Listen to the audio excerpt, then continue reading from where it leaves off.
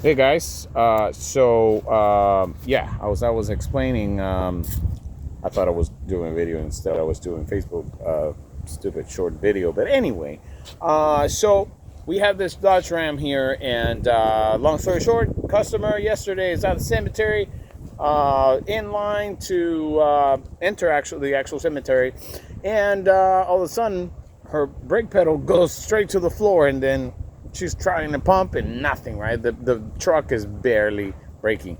So this thing is a beast. It's heavy. And he's like, this thing is it's a workhorse, right? So upon inspection, we had to remove that the cover, the splash guard from the fender, and remove the tire and stuff, right? And so upon inspection, we had a leak over here. So that stupid line, as you press the pedal, it splashes like the other, right, like this way. It splashes the other two lines, right? And it goes like psh, psh, psh. And I just barely pushed it, and it broke. It popped. And so I could tell that some of these have been replaced. This was fixed last year. She was on the road on her way home, and all of a sudden the tire exploded back there, and while she was driving, and it went into many pieces and blah blah blah. And the mechanic, where she took the car to, or the shop, told her that she needed rear brakes, and because the tire was all wet and blah blah blah. So they told her that they replaced the line. However, they did not. What they did is they cut the line right there, that rusty piece where I'm assuming there was a leak right there. So instead of replacing the entire line that goes from there all the way to the back tire, and it has many curves and stuff. It goes on top of the exhaust, it goes on the bottom of the exhaust, it goes to the right, it goes to the left. It's like a snake. So anyway, yes, I discovered that is actually just what they did. They repaired, they fixed, they replaced that little piece, which is not cool. Would have replaced the entire line, which is actually what we're gonna do here. I don't play games. I don't cut corners because I don't play with people's lives. So we're going to replace that. We're gonna make a line, because obviously this is a 2001, so they don't make those lines anymore. They don't sell them, not even at the dealership. If you ask at the dealership for this type of stuff, they laugh at you, and they just tell you, oh, you poor thing. God bless your heart. Yeah, we're going to take that fitting off. As you can see, the line is already broken. The upper part that connects to the master cylinder is right here. And I already disconnected it. So it's like, wait. Gosh. Oh no, it's right here. Right here. So I'm disconnecting. Actually, I already broke it. So it's going to come out.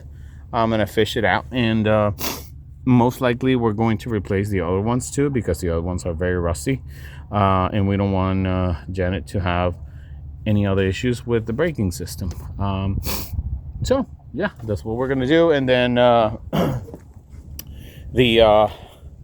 we're going to apply anti-rust gel to all the lines, eliminate all the rust, and then we're going to apply a anti-rust treatment. Okay.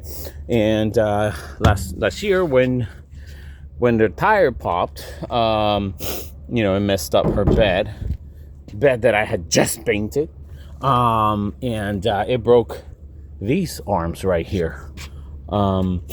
Again, 2001, a little bit of rust, not a big deal. I mean, I've seen worse, but it messed up the bed right there. So we're gonna fix that too, and we're going to probably repaint the entire bed. So yep, that's what we're dealing with. And we also have this Toyota Solara,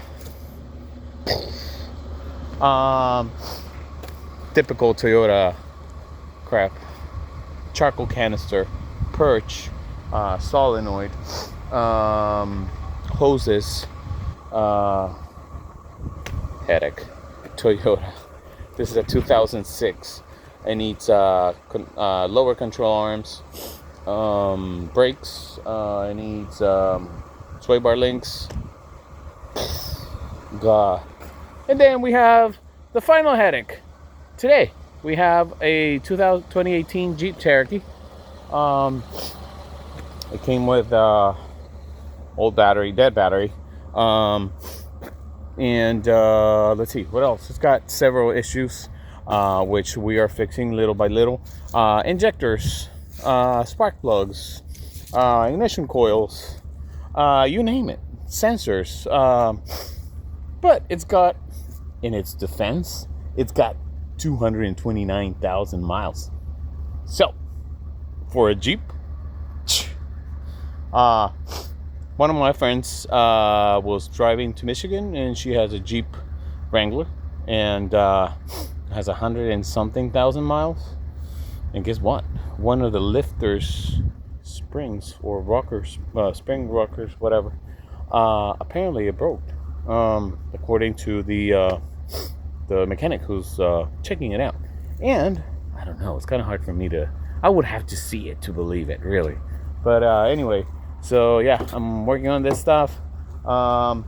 Taking the entire intake manifold out to replace the spark plugs and check the condition of the ignition coils. Somebody's got to do it, right? That's me. Because why? Because I'm a fucking master mechanic and I can do it all. Thank God. So, you have any problems? Please think about Olympia Motors. 703-965-2674. Peace.